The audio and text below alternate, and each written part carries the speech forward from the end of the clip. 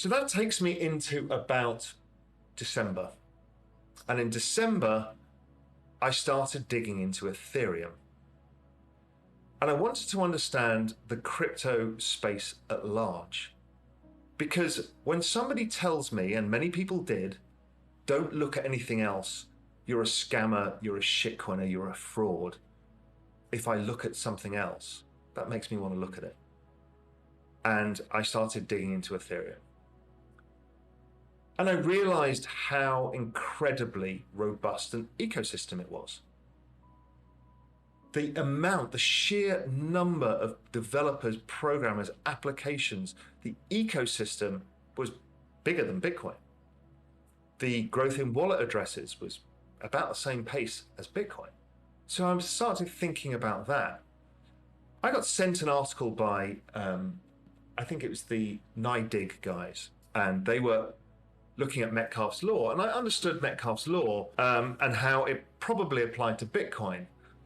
But I asked Remy and actually reached out to Santiago Velez and said, listen, can you help me develop a Metcalfe's law model, just a simple one? We don't need the complex maths.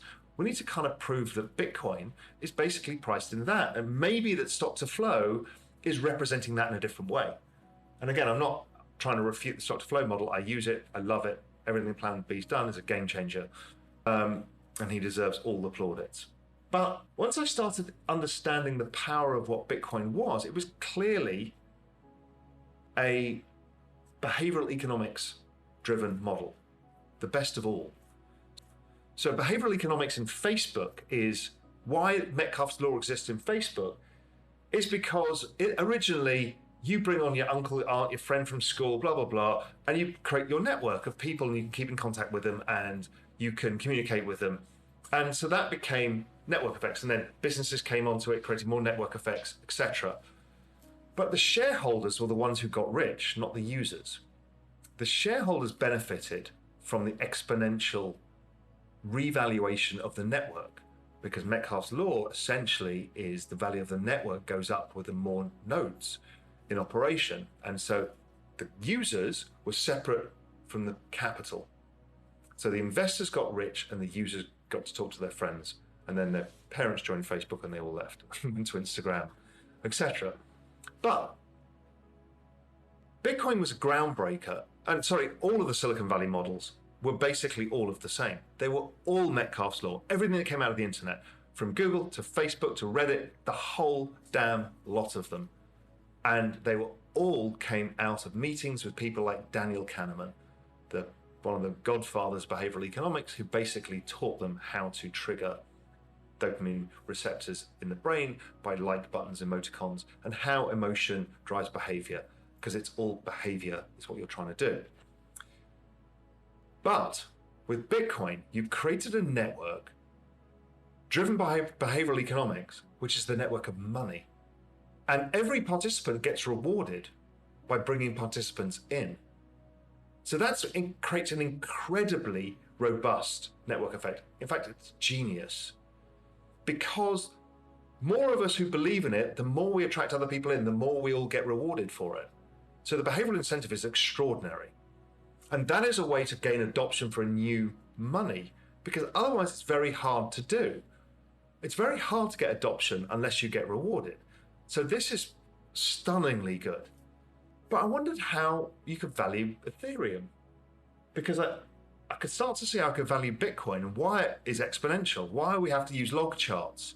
It's because the network effects of more people mean that the chart is always exponential. And we've only just started. I mean, we've got billions of people to bring onto this. So this is going a lot further.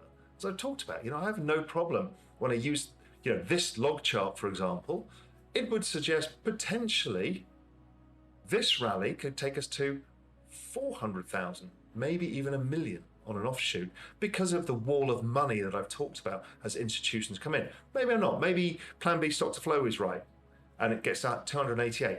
I don't know. Doesn't really matter right now, but I think be surprised, because that's network effects go more exponential over time.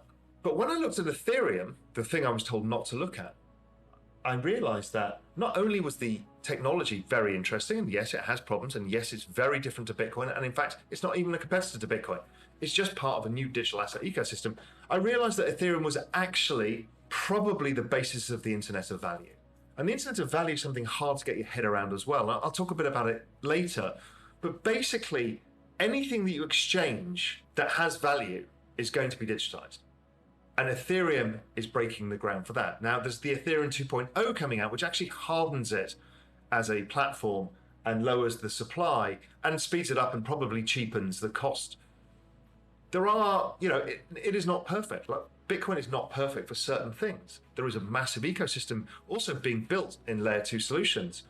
And Ethereum has layer 2 solutions too, but it's also able to be changed, which is not Bitcoin, because Bitcoin is this hard, super wonderful asset of money. Ethereum is not that. So this war between Bitcoin and Ethereum is nonsense. They're not even the same thing. So I started to get the Internet of Value, and we started to see the rise of DeFi, and I'll come on to that again. So you could start to see real applications that were getting massive network effects immediately.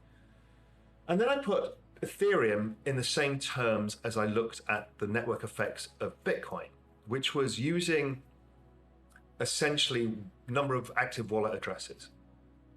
And it's a simplistic way of showing network effects. And what it showed was Metcalfe's law. When I put it against Bitcoin, if you see the chart here, you can see it's basically exhibiting the same traits as Bitcoin in Metcalfe's law, but actually the adoption's earlier and faster. And then when I put the chart of Ethereum against Bitcoin, starting at 5 million wallet addresses, to rebase them to a point where network effect starts taking hold, their prices were identical and the chart patterns were identical, but they're about 4 years different. That was like, whoa. So these are being valued exactly the same at different points because it's only the network effect that's valuing them. Look at Coinbase. 56 million accounts. That's more than Robinhood and Fidelity added together. It's astonishing, the network effect. And we're bringing in the institutions, and they're spreading into Ethereum, and everybody else is building products on Ethereum. It's coming at a lightning speed, and I don't think the space can catch up with the narrative change that is happening so fast.